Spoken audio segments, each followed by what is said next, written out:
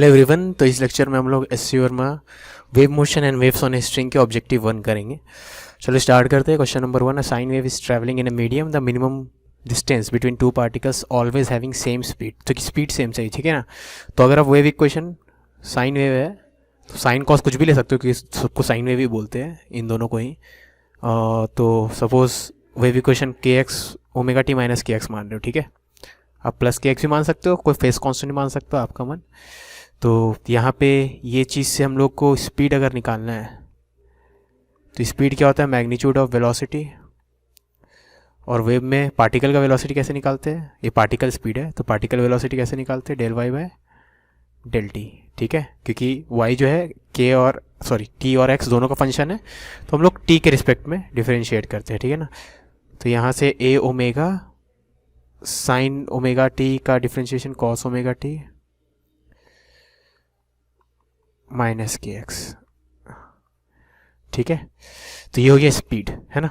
अब दो पार्टिकल्स का स्पीड अगर ऑलवेज सेम है तो मान लो पहला पार्टिकल अगर एक्स में है दूसरा एक्स प्लस डेल्टा एक्स में, तो हम लोग को डेल्टा एक्स ही तो निकालना है। क्वेश्चन में यही तो पूछा गया है कि मिनिमम सेपरेशन क्या होगा, तो डेल्टा एक्स का मिनिमम वैल्यू निकालना है हम लोग को, ठीक है। तो अगर ये है स्पीड ऑफ पार्टिकल 1 तो स्पीड ऑफ पार्टिकल 2 क्या हो जाएगा, सिर्फ याद रखना सेम टाइम पे सेम स्पीड बोला गया, ठीक है ना। तो सब चीज़ सेम रहेगा एक्सेप्ट एक्स के बदले हम लोग एक्स प्लस डेल्टा एक्स, ठीक है। ये दोनों को क्या करेंगे, इक्वेट करेंगे, है ना। ये स्पीड ऑफ पार्टिकल 1, ये स्पीड ऑफ पार्टिकल 2, ठीक है।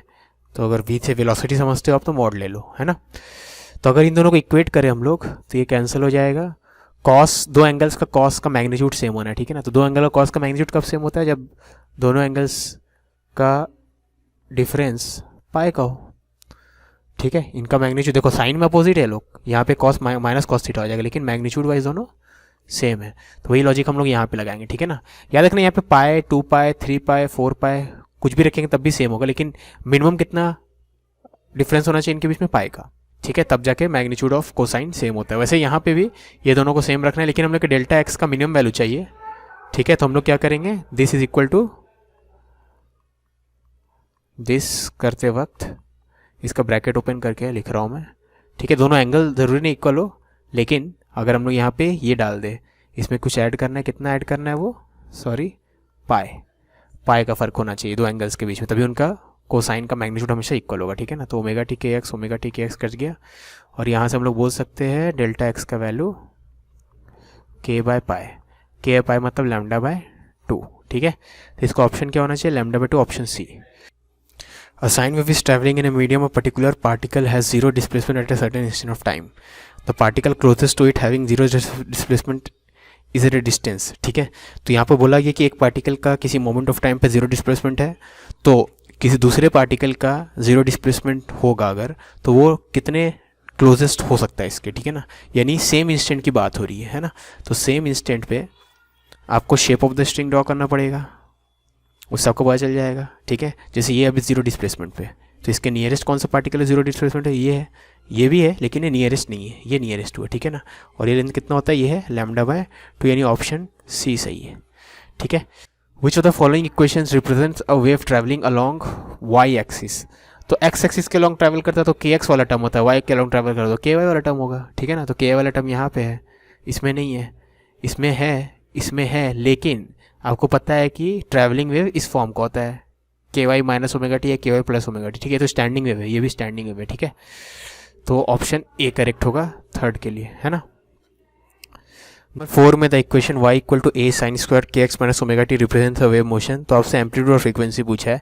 लास्ट ऑप्शन तो वैसे ही एलिमिनेट कर दो आप, क्योंकि लास्ट ऑप्शन ने बोला है does not represent a wave motion, लेकिन के एक्स माइनस ओमेगा टी है तो, या के एक्स प्लस ओमेगा टी होता तो ये वेव मोशन तो रिप्रेजेंट कर ही रहा है, ठीक है। ए बी सी में हमें एम्पलीट्यूड और फ्रीक्वेंसी पूछा गया तो वो पता करते हैं, ठीक है। तो इसको थोड़ा मॉडिफाई करें, अगर y equal to a sine square k x minus omega t, sine square theta को हम लोग लिख सकते हैं 1 माइनस कॉस 2 थीटा बाय 2, ठीक है। तो ऐसे लिखते हैं हम लोग, और इसको हम लोग लिख सकते हैं a बाय 2, हाँ इसको ऐसे ही रहने दो, और लिखने की ज़रूरत क्या है, ठीक है। तो यहाँ पे हम लोग ये देख सकते हैं कि इसका अगर फ्रीक्वेंसी का बात करें तो एंगुलर फ्रीक्वेंसी है 2 ओमेगा, ठीक है, क्योंकि 2kx माइनस 2 ओमेगा टी, तो एंगुलर फ्रीक्वेंसी कितना है, एंगुलर फ्रीक्वेंसी इज 2 ओमेगा, ठीक है। दिस इम्प्लाइज फ्रीक्वेंसी क्या हो जाएगा, ओमेगा बाय 2 पाई, है ना। इम्प्लाइज क्या है तो फॉर पता है हमें, वैसे फ्रीक्वेंसी क्या होता है, एंगुलर फ्रीक्वेंसी डिवाइडेड बाय 2 पाई, तो ये क्या हो जाएगा, omega by pi. Omega by pi वाला ऑप्शन कौन सा है, बी है, ठीक है, तो ऑप्शन बी करेक्ट है। Which of the following is a mechanical wave, mechanical wave मतलब ऐसा वेव जो मीडियम रिक्वायर करता है, ठीक है ना। मीडियम कौन सा वेव रिक्वायर करेगा आपका, मीडियम रिक्वायर नहीं करता आपका, सिर्फ इलेक्ट्रोमैग्नेटिक वेव्स, है ना। तो इलेक्ट्रोमैग्नेटिक वेव यहाँ पे कौन कौन सा है, एक्सरे तो इलेक्ट्रोमैग्नेटिक वेव में आता है, लाइट रे, रेडियो वेव, सब इलेक्ट्रोमैग्नेटिक स्पेक्ट्रम का पार्ट है, तो आपका ऑप्शन क्या है, डी, ठीक है। अ कॉक फ्लोटिंग इन ए काम pond execute simple harmonic motion of frequency nu when a wave generated by a boat passes it, the frequency of the wave is, ठीक है। तो ये तो फोर्स ऑक्सीलेशन है यहाँ पे, ठीक है। तो ये आपका कॉक क्यों ऑक्सीलेट कर रहा है, क्योंकि बोट के कारण रिवर में जो डिस्टर्बेंस आया होगा उसके कारण आपका कॉक जो है ऑक्सीलेट कर रहा है, ठीक है ना। तो आपका यहाँ पे जो सोर्स जो है बोट, ठीक है ना, तो बोट के कारण जो वेव प्रोड्यूस हो रहा होगा उसका जो फ्रीक्वेंसी ऑफ ऑसिलेशन होगा वही आपका कॉक का भी होगा, ठीक है ना। तो आपका फ्रीक्वेंसी ऑफ वेव क्या होना चाहिए, न्यू, ठीक है ना। Two strings A and B made of same material are stretched by same tension, radius of A is double of radius of B, transverse wave travels in A with speed V A and in B with speed V. तो ratio of speed पूछा है, तो ratio of speed in A and B, ठीक है ना। तो ये T by mu होता है, लेकिन टी दोनों में सेम है, बाय म्यू करना है मतलब म्यू उल्टा हो जाएगा, है ना। तो टी दोनों में सेम है, क्वेश्चन में बोला गया है, तो mu B by mu A हो गया, ठीक है। अब म्यू क्या होता है, म्यू होता है मास पर यूनिट लेंथ, मास क्या होता है, डेंसिटी इनटू वॉल्यूम, और वॉल्यूम क्या होता है, एरिया इनटू लेंथ, ठीक है। तो म्यू का बदले हम लोग डेंसिटी इनटू एरिया लिख सकते हैं, तो density of a b divided by density of a, area of b divided by area of a, ठीक है। अब density of b divided by density of a, ये चीज़ 1 हो जाएगा क्योंकि सेम मटेरियल से बने तो कैंसिल हो जाएगा। Area of b divided by area of a, तो एरिया क्या होता है, pi r square, radius of b radius of a. अब रेडियस ऑफ ए आपको बोला गया है, radius of A is double of radius of b, ठीक है। तो radius of a double of radius of b है, तो आर ए का बदले 2 आर बी लिखेंगे, उसका स्क्वायर करेंगे तो ये हो जाए, तो ये 1/2 आएगा, ऑप्शन ए। क्वेश्चन नंबर 8 में both the string shown in figure are made of same material and having same cross section, तो मटेरियल भी सेम है, क्रॉस सेक्शन एरिया भी सेम है, pulleys are light, the wave speed of the transverse wave in the string A B is v1 and in C D it is v2, ठीक है। C D A वाला string है, A B ए वाला string है ना। तो v1 v2 का ratio पूछा है, मतलब इसमें अगर आपका v1 है, इसमें वेव स्पीड अगर v1 है और इसमें वेव स्पीड v2 है, तो आपको v1 v2 का रेशियो पता है, ठीक है। तो इसे बहुत सिंपल है, v1 v2 का रेशियो, क्योंकि यहाँ पे हम लोग बोल दिया है क्वेश्चन में कि सेम मटेरियल से बना है, सेम क्रॉस सेक्शन है, तो म्यू सबका सेम होगा। म्यू क्या होता है, डेंसिटी इनटू एरिया, है ना। सेम मटेरियल से बना है तो डेंसिटी सेम होगा, और आपको बोल दिया क्रॉस सेक्शन सेम है तो ये भी सेम है, तो म्यू सेम होगा। तो म्यू अगर सेम है तो खाली टेंशन का रेशियो आएगा, म्यू कैंसिल हो जाएगा, ठीक है। Tension in string this divided by tension in string this का स्क्वायर रूट, ठीक है। अब यहाँ पे क्योंकि पुलिस आपका लाइट है, ठीक है ना, तो आप लोग ये बोल सकते हो कि इस स्ट्रिंग का टेंशन इन दोनों स्ट्रिंग का टेंशन का सम होगा, ठीक है, और इन दोनों स्ट्रिंग का टेंशन इक्वल होगा, ठीक है। तो यहाँ पे हम लोग ये बोल सकते हैं string tension in this string और टेंशन इन दिस स्ट्रिंग का रेशियो, ये वाला स्ट्रिंग का टेंशन इसका डबल है, तो इसको अगर T1 बोलेंगे तो इसको 2T1 बोलेंगे, है ना। T2 is twice of T1, ठीक है। तो ये 1/√2 यानी ऑप्शन डी आएगा, ठीक है। क्वेश्चन नंबर 9 है velocity of sound in air is 332, its velocity in vacuum will be, तो वैक्यूम में तो साउंड ट्रैवल कर ही नहीं सकता, साउंड एक मैकेनिकल वेव है, मैकेनिकल वेव को ट्रैवल करने के लिए एक मीडियम चाहिए, ठीक है। तो ये हो जाएगा meaningless. A wave pulse traveling on a 2-piece string gets partially reflected and partially transmitted at the junction. The reflected wave is inverted in shape as compared to the incident wave, ठीक है। तो यहाँ पे ये कोई junction है, मतलब इसके इस तरफ अलग मीडियम है, इसके इस तरफ अलग मीडियम है, ठीक है।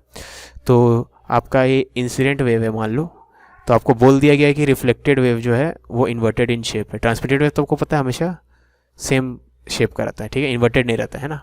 तो if the incident wave has wavelength lambda and transmitted wave, तो इसका लैम्डा है और इसका लैम्डा डैश है, ठीक है।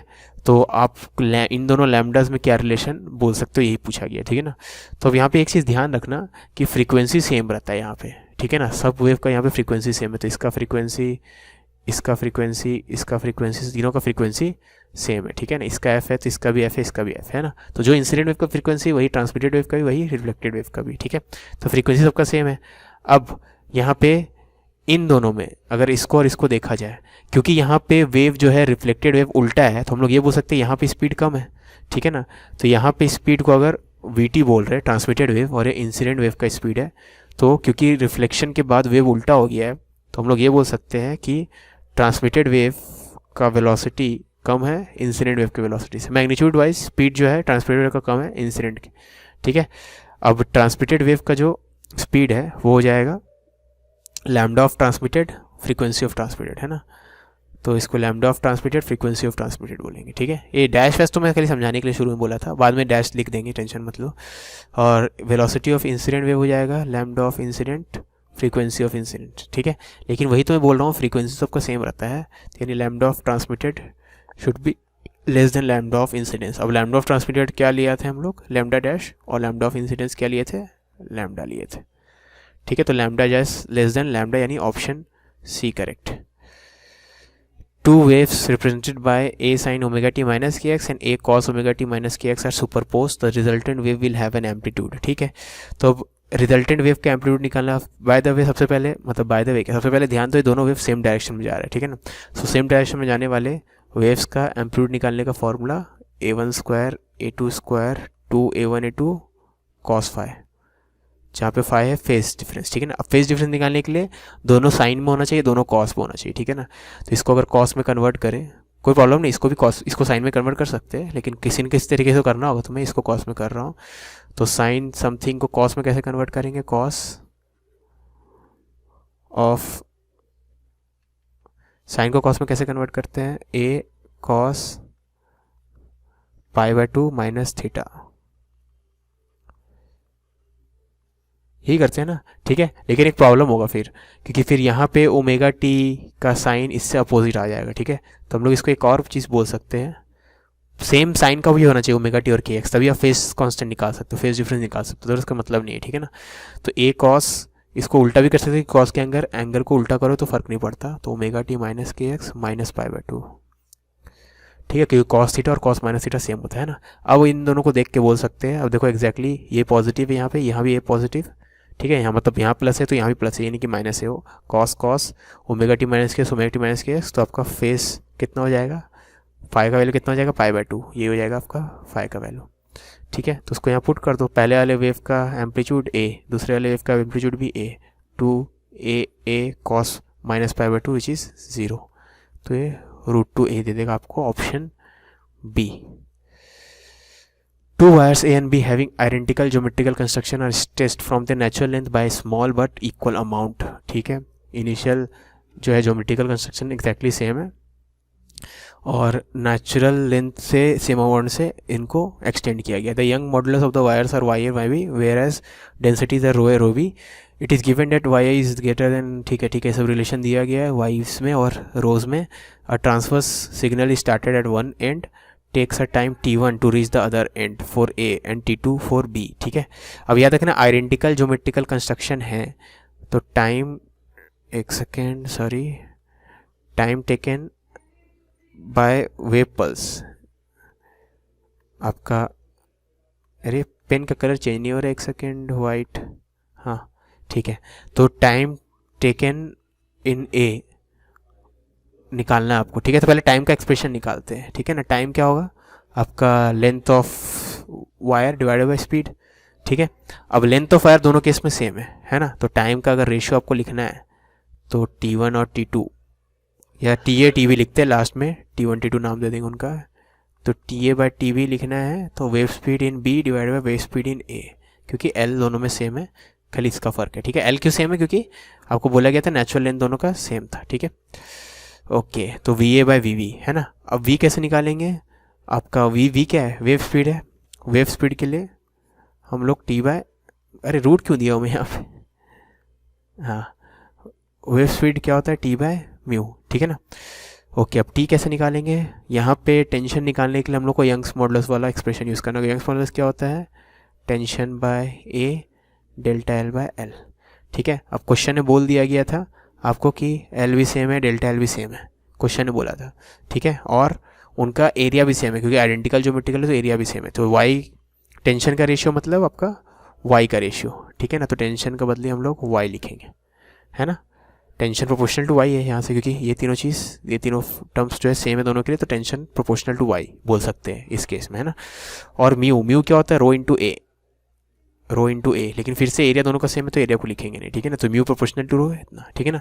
तो वेलोसिटी का वैल्यू ऐसा आया है स्क्वायर रूट ऑफ, तो ऊपर में y है तो यहाँ जो ऊपर में है y के लिए तो वैसा ही रहेगा, लेकिन नीचे में रो है तो रो का उल्टा आएगा, रो ए बाय रो बी आएगा, ठीक है। अब क्वेश्चन आपको बोला गया y है ग्रेटर देन y भी है, तो ये डिनोमिनेटर बड़ा है इससे, फर्स्ट टर्म में दिखाया था, लेकिन सेकंड टर्म में आप देखेंगे तो न्यूमरेटर बड़ा हो गया, ठीक है। तो आप क्लियरली बता नहीं सकते हो कि ये टर्म ग्रेटर देन 1 है या लेस देन 1 है, क्योंकि ये इससे बड़ा है लेकिन ये इससे बड़ा है, ठीक है। तो ऊपर में भी एक बड़ा छोटा टर्म है, नीचे में एक बड़ा छोटा टर्म है, ऊपर में छोटा बड़ा टर्म है और नीचे में एक बड़ा छोटा टर्म है, ठीक है। तो प्रोडक्ट कैसा भी हो सकता है मैं नहीं पता।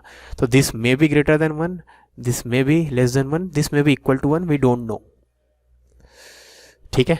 तो यहाँ पे the information is insufficient, option D correct है कि हम लोग पता नहीं कर सकते कि एक्चुअली में बड़ा है 1 से या छोटा है 1 से। बड़ा या छोटा 1 से पता चलता है तो टी ए और टी बी में कौन बड़ा होता है पता चल जाता है, वही पूछा गया आपसे, ठीक है ना। टी ए को लोग T1 बोल रहे हैं और टी बी को T2 बोल रहे हैं, ठीक है।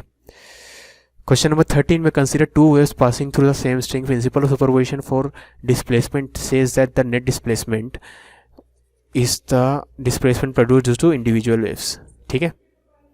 Suppose we state similar principle for net velocity and net kinetic energy, ठीक है। याद रखना ये ट्रू है ना। तो इसको डिफरेंशिएट करेंगे विद रिस्पेक्ट टू टाइम, तो वेलोसिटी हो जाएगा velocity due to first wave, velocity particle क्या हो जाएगा, फर्स्ट वेव अगर खाली पास होते रहता है उस पार्टिकल के थ्रू तो उसका वेलोसिटी जो होता है प्लस अगर सिर्फ सेकेंड वेव ट्रांसमिट होता है, ठीक है।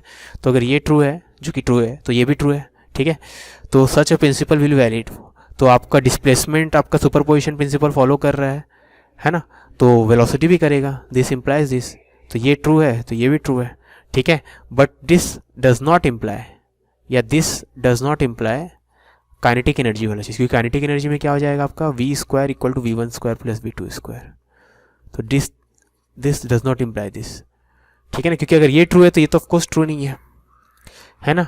तो हम लोग ये बोल सकते हैं कि वेलोसिटी के लिए सेम रहेगा, काइनेटिक एनर्जी के लिए सेम नहीं रहेगा। मैं डायरेक्टली इसको क्यों बोल रहा हूँ, क्योंकि हाफ एम से मल्टीप्लाई कर दोगे तो काइनेटिक एनर्जी ये हो जाएगा, ठीक है। तो हाफ एम काट दो, ठीक है ना। तो वेलोसिटी के लिए वैलिड है लेकिन काइनेटिक एनर्जी के वैलिड नहीं है, तो ऑप्शन बी सही है, velocity but not kinetic energy, ठीक है। Two wave pulses travel in opposite direction on a string and approach each other, the shape of one pulse is inverted with respect to other pulse, ठीक है। The pulse will collide with each other and vanish after collision, नहीं, हमें पता है कि pulse एक दूसरे के थ्रू पास होके अनअफेक्टेडली पास हो जाते हैं, ठीक है ना, एक दूसरे को अफेक्ट करते ही नहीं है, ठीक है। The pulses will reflect from each other, गलत। The pulses will pass through each other but their shapes will be modified, गलत। The pulses will pass through each other without any change in their shape, सही, option D, ठीक है। आपको example देता हूँ, जैसे ये एक वाइट में देता हूँ, ये नहीं दिखेगा, हाँ, जैसे ये है और समझाने के लिए ये दूसरा पल्स, ठीक है। तो ये ऐसे जा रहा है, ये ऐसे जा रहा है, ठीक है ना। जब ये लोग पास हो जाएगा तो ये आराम से यहाँ पहुँचे रहेगा और ये यहाँ पे रहेगा, कोई फ़र्क नहीं आएगा शेप में, एग्जैक्टली सेम रहेगा, ठीक है। सुपर पोजिशन सिंपल, मतलब सुपर पोजिशन आप सोचेंगे यहाँ कैसे, ये सुपर पोजिशन मतलब ये, मतलब सुपर पोजिशन मत बोलो इसको, ये बोलो कि ये पल्स के कारण किसी पार्टिकल का जो भी डिस्प्लेसमेंट हो रहा है वो इस पर डिपेंड नहीं करेगा, ठीक है। ये अपना करेगा काम, ये अपना करेगा काम, है ना, और दोनों एक दूसरे को पास कर जाएगा एज इफ दूसरा वाला प्रेजेंट ही नहीं था, ठीक है। मतलब ये होता या नहीं होता, ये जब यहाँ पहुँचता तो ऐसा दिखता, तो ऐसा भी दिख रहा है, ठीक है। तो ओके, तो ये था, ओके, लास्ट बचा होगा question number 15। Two periodic waves of amplitude a1 and a2 pass through a region if a1 is greater than a2. The difference in the maximum and minimum resultant amplitude possible is, ठीक है। तो दो periodic waves जिनका amplitude A1 A2 है, किसी reason के through pass हो रहे हैं, A1 A2 से बड़ा है, तो difference in maximum and minimum resultant amplitude. ठीक है, तो यहाँ पे मैं अज्यूम कर रहा हूँ कि रिजल्टेंट एम्पलीट्यूड वो लोग यहाँ पे तो पहले बोला नहीं गया है कि दोनों वेव सेम डायरेक्शन में ट्रैवल करे या अपोजिट डायरेक्शन में ट्रैवल करे, तो मैं सेम डायरेक्शन में मान के चल रहा हूँ। ठीक है ना, तो मैं same assuming waves are moving in the same direction, ठीक है, वो मैं मान के इस क्वेश्चन को बना रहा हूँ, है ना। मतलब ट्रैवलिंग वेव ही बनेगा, याद रखना। दो ट्रैवलिंग वेव सेम डायरेक्शन में जा रहे हैं तो उनको सुपरपोज करते हैं तो ट्रैवलिंग वेव ही बनता है, अपोजिट डायरेक्शन में जाते हैं तो अब स्टैंडिंग वेव बनता है। ठीक है, तो difference in the maximum and minimum. ठीक है, तो मैक्सिमम एम्पलीट्यूड कब आता है, इतना होता है मैक्सिमम। ठीक है, A1 plus A2 constructive interference में, मिनिमम कितना आता है A1 माइनस A2। ठीक है, क्योंकि A1 बड़ा था तो A1 माइनस A2 लिए, A2 बड़ा होता तो A2 माइनस A1 लेते। ठीक है, तो आपको बोला कि difference in maximum minimum, this minus this करेंगे तो A मैक्स माइनस A मिन, तो दिस माइनस दिस करेंगे तो कितना हो जाएगा, ये 2A2 हो जाएगा। तो यानी ऑप्शन क्या होना चाहिए, B।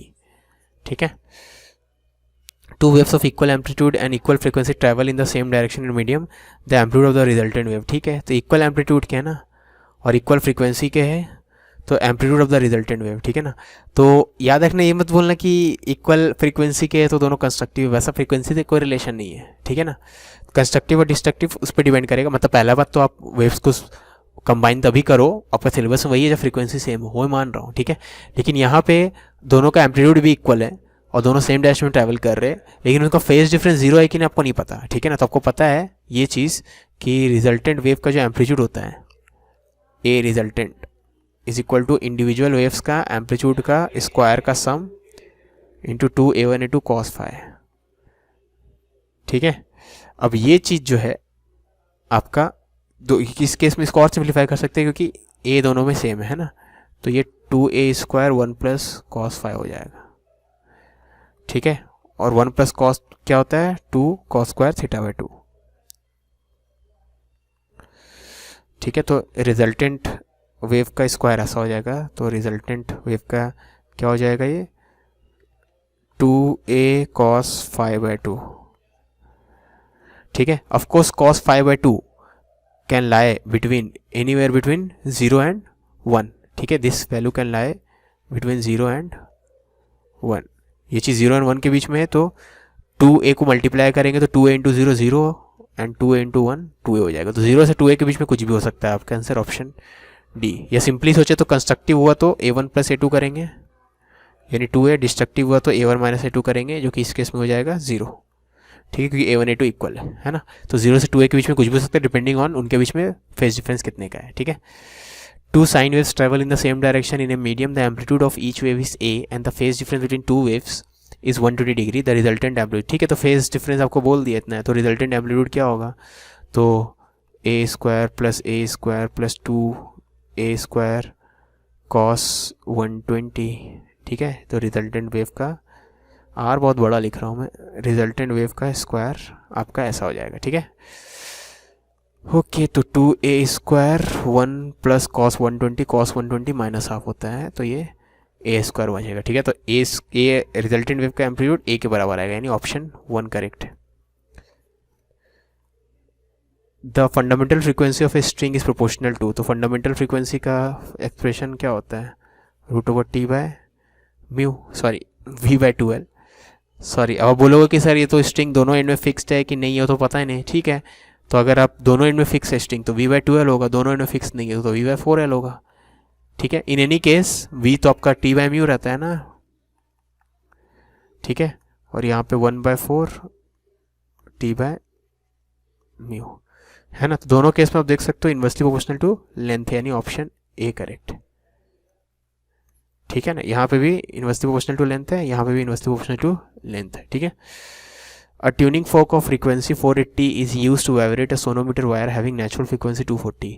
तो the wire will vibrate। तो of course यहाँ पे फोर्स्ड ऑसिलेशन है, ये आपका फोर्स्ड ऑसिलेटर जो है ये 480 हर्ट्ज से ऑसिलेट कर रहा है। ठीक है ना, इसके कारण ये वायर ऑसिलेट करेगा। ठीक है ना, तो इसका 480 तो ऑसिलेशन का भी 480 होगा, यानी ऑप्शन बी करेक्ट होगा। ठीक है, फोर्स्ड ऑसिलेशन में हमेशा जो फोर्स कर रहा है उसके फ्रीक्वेंसी के साथ ही जो वाइब्रेट करेगा वो वाइब्रेट होगा। ठीक है, मतलब जो मोशन को स्टार्ट करवा रहा है, जो ट्यूनिंग फोर्क है, इसके वाइब्रेशन के कारण ही आपका ये सोनोमीटर वायर वाइब्रेट कर रहा है, ठीक है। A tuning fork of frequency 480 is use to vibrate a sonometer wire having natural frequency 410, the wire will vibrate. फिर से वही चीज़ है, ठीक है ना। ये आपका फोर्स्ड ऑसिलेशन जो है, जो करवा रहा है, उसका फ्रीक्वेंसी कितना है 480, तो जो ट्यूनिंग फोर्क करेगा वही आपका सोनोमीटर वायर भी करेगा, तो इसका फिर से आंसर होना चाहिए 480, ठीक है। पिछले वाले का ही 480, इसका ही 480 है ना।